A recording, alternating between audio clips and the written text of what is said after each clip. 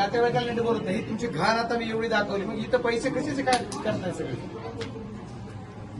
कशामुळे चाललंय? काय कारण आहे? तुम्हाला याचं कोण पाठीराखण करतो? तुमचं सीएचचं काय तुमचा प्रकार काय? कशामुळे सीएच कुठे गेलेत? खरं खरं उत्तर द्या मला. तुम्ही नाही तर मोमेंट रजिस्टर दाखवा मला.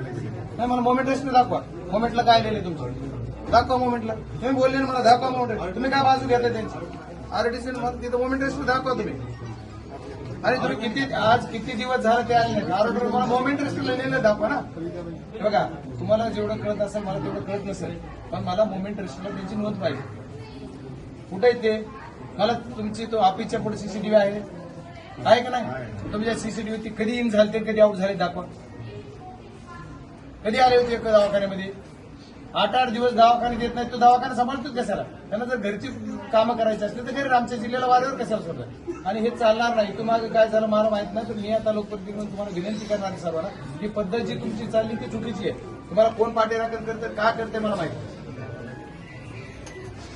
तुम्ही मला मोमेंट रजिस्टर दाखवा. चला तुमच्या ऑफिसला येतो. चला मला दाखवा.